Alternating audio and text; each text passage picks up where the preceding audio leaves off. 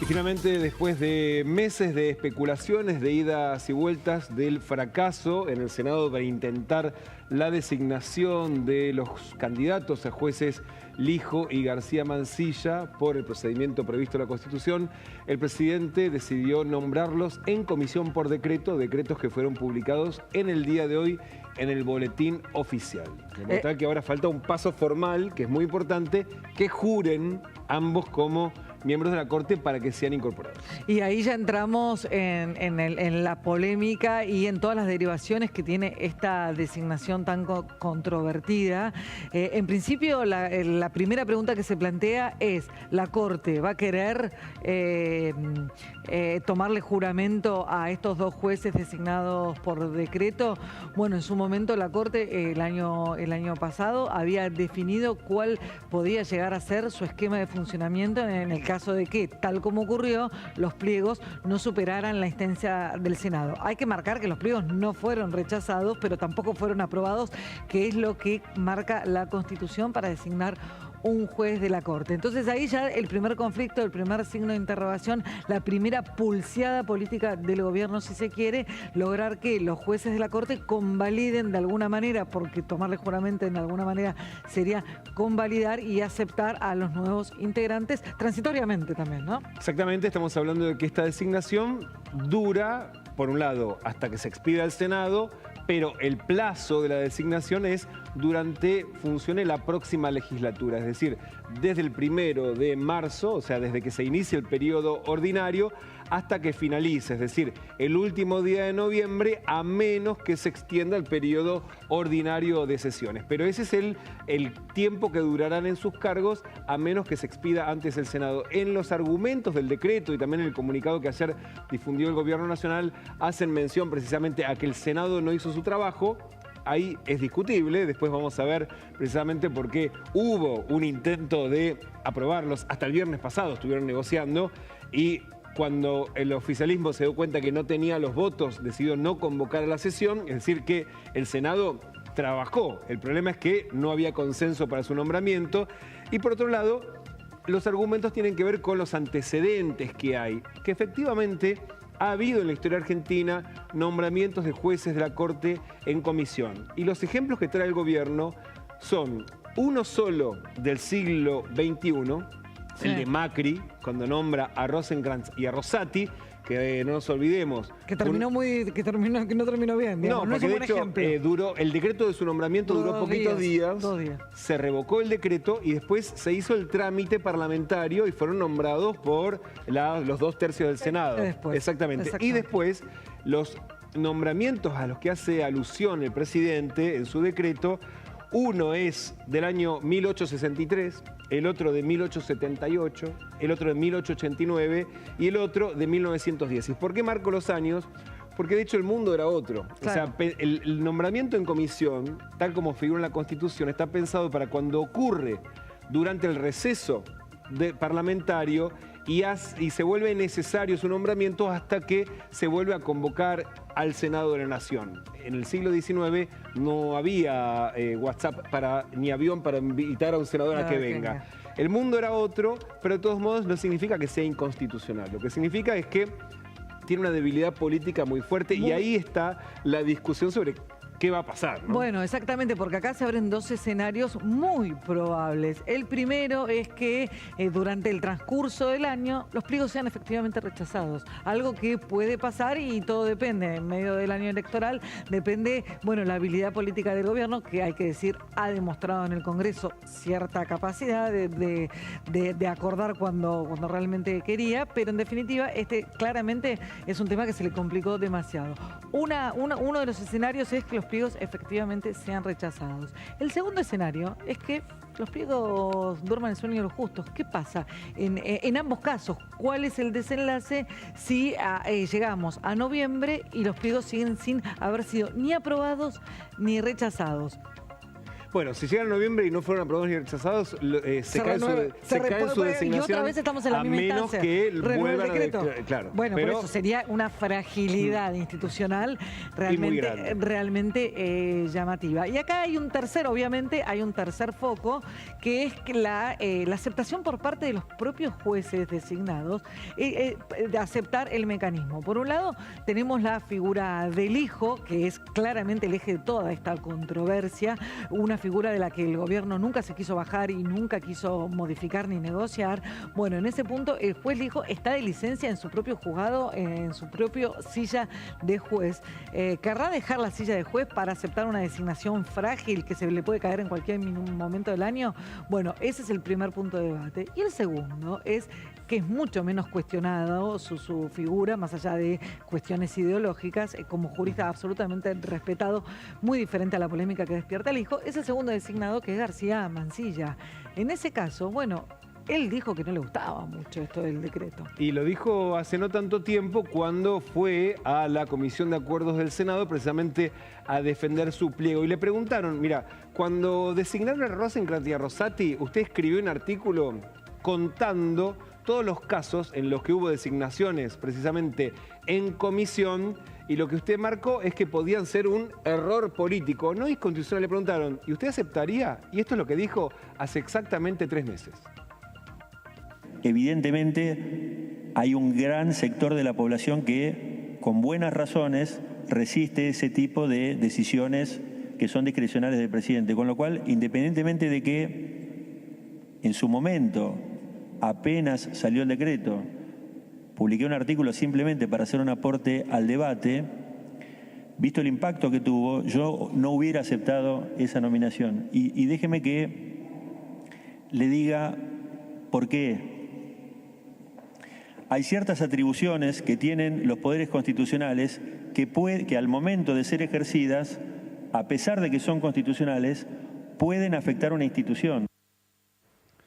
Ahí está la clave. A pesar de que sean constitucionales, pueden afectar a la institución. Claro, porque si un sector muy importante de la población, y no solamente de la población, digamos, de los actores relevantes de la política y del poder político están en contra, la designación es frágil porque políticamente es frágil. Y esa es la advertencia que estaba haciendo Mansilla, diciendo no lo hubiese aceptado. Claro, y hay que marcar esto. Él dice no hubiese aceptado en el contexto o estando en los pies de Rosati y Rosenkrantz. Él no habla de su propia situación. Ya en ese momento, cuando fue consultado, ya se hablaba de esta posibilidad. Sí, claro, por eso se lo pregunto. Exactamente, por supuesto, de que fueran designados por decreto. Él dijo yo no hubiera aceptado en el lugar de ellos. Bueno, todo indica que si los designaron por decreto, evidentemente aceptaron, ambos.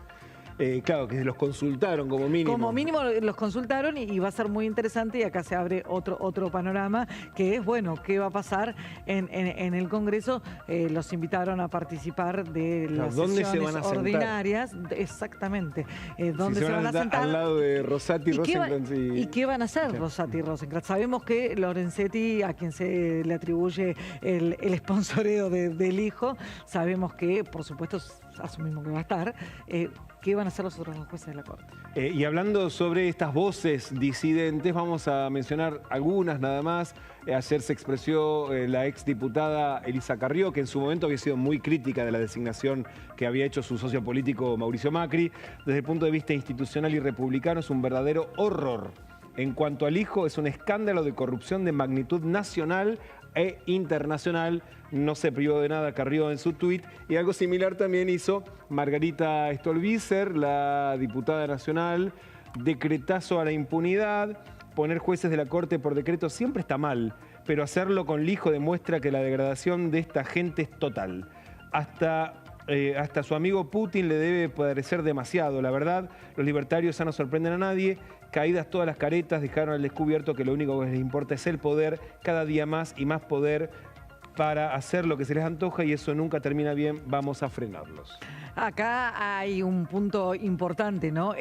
La crítica a la designación, al procedimiento, al mecanismo de designación, pero además, básicamente, queda explícito con total dureza en el tuit de Carrión, más breve, más corto, tal vez más conciso, que es la figura del hijo.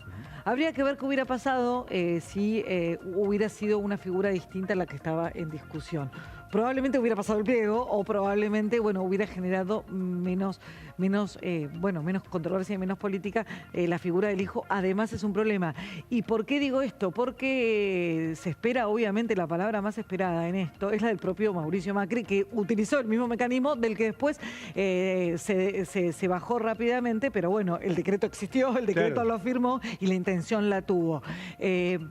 Esencialmente se espera mucho la palabra de Macri porque se sabe que no sabemos qué va a decir respecto del procedimiento, pero sí sabemos qué piensa Macri del hijo. Y ahí otra vez hay una alianza en juego y ya las derivaciones políticas son muchísimo más grandes de la mera y no menor, para nada menor, fundamental designación de las jueces de la Corte Suprema. Y de hecho, ¿qué hubiese ocurrido si el candidato era otro? Ahora, ¿qué hubiese ocurrido si el oficialismo se sentaba con la oposición? Tal vez otra historia. De hecho, ayer, en una reunión organizada por la revista Parlamentario en el Congreso Nacional, mientras se conoció esta designación, Mayans, el presidente de la bancada de Unión por la Patria en el Senado, es decir, el que tiene la llave para la designación, su bancada tiene 34 votos. Sin ellos no se aprueba, con ellos la chance es muy grande. De hecho, el dictamen del hijo salió solo porque, ellos 3 de sus senadores votaron a favor. Exacto. Y ayer explicó qué hubiese ocurrido si se abría una negociación más grande, que de hecho puede ser la llave para destrabar esta situación. Esto decía ayer nada más Mayans. Nosotros ofrecimos al Poder Ejecutivo el diálogo en las fuerzas políticas, con la Unión Cívica Radical, con el Partido Justicialista, con todo lo que estamos para ver si cómo trabajamos en el tema del máximo estamento del Poder Judicial. Ahí hay dos lugares que obviamente son importantes. Hay otros representantes de diputados que hablaban conmigo, hablaban de una corte de 7, otro hablaban de una corte de 9, como el caso de Estados Unidos. Después está el tema del Procurador General, que tampoco no es elegido, del Defensor Público, el Defensor del Pueblo, que tampoco es elegido. Entonces nosotros dijimos, hagamos una conversación entre las fuerzas políticas y este problema lo resolvemos en una semana. Pero si el gobierno quiere por la fuerza imponer sin ningún tipo de diálogo y diciéndonos que los candidatos que ellos ponen son los candidatos nuestros, me parece que de esa forma ellos no pueden conseguir el acuerdo, porque como se dijo acá, se necesitan 2 tercios para eso. Y eso realmente hace, y el mensaje es claro de la Constitución, si tenés 2 tercios quiere decir que tenés que conversar con la oposición. Ahí está, contundente, varias cosas. Le ofrecieron negociar el número de jueces de la Corte, si 7 o si 9, metió a los radicales, diciendo hay proyectos de otros. Hay otros 3 cargos importantes, además de estos 2. Y por eso es importante el comunicado oficial, que no habla solo de los jueces de la Corte, sino que habla de los empleos sujetos a aprobación del Senado. Es decir, el procurador, por ejemplo. Procurador General de la Nación, decía el jefe de los fiscales, no nos olvidemos, el caso Rafecas y el caso Weinberg de Roca, que le rechazaron a Macri y a Alberto Fernández. Está el Defensor General de la Nación y también el defensor, digamos, dentro de la justicia, ¿no? El Defensor del Pueblo y el Defensor General de la Nación. 5 cargos que podrían ser 7 o 9, si ampliaba la Corte, diciendo, vienen, negociamos, en una semana se resuelve. Y ahí está también un poco la llave que le está ofreciendo Mayans. Hay chances de negociar siempre y cuando se sienten a negociar, porque ahora el bloque de Unión por la Patria tiene la llave de rechazar en la primera sesión ordinaria el pliego del hijo. Ya tiene dictamen, ya en la reunión de labor parlamentaria tienen los votos suficientes para imponer lo que se trate y con mayoría simple lo resuelven. Bueno, ese en algún punto también sea probablemente el origen o el fundamento para que el gobierno asumiera tamaño riesgo con esta designación. Probablemente el gobierno esté convencido de que en definitiva tampoco ellos van a conseguir los votos para rechazar. No se consiguen los votos para aprobar, pero probablemente no consiga, vaya uno a saber las negociaciones subterfugias para habilitar la sesión, porque los votos para rechazar son solamente 25. O sea, si vos, porque lo que se somote es se vota el pliego.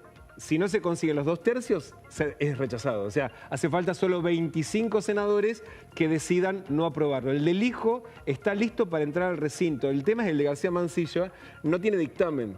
Y ahí la sabe quién la tiene, Guadalupe Tagliaferri, que es la presidenta de la Comisión de Acuerdos, que si ella convoca y hay una mayoría para firmar un dictamen, no importa cualquier sea, a favor o en contra, a la semana puede llegar al recinto y también con 25 senadores se lo rechaza porque se lo somete a votación, no consiguen los 2/3 y se cae. O sea, el gobierno se está exponiendo a una jugada muy fuerte, pero de vuelta, si negocia como propone Mayans, hay chances de que se queden, claro, tienen seguramente negociado otros cargos. Claro, y habrá que asumir también el costo político de haber acordado con el kirchnerismo. Exactamente, que no es fácil. Hablemos de... Hablemos de el otro escándalo de la noche. El otro escándalo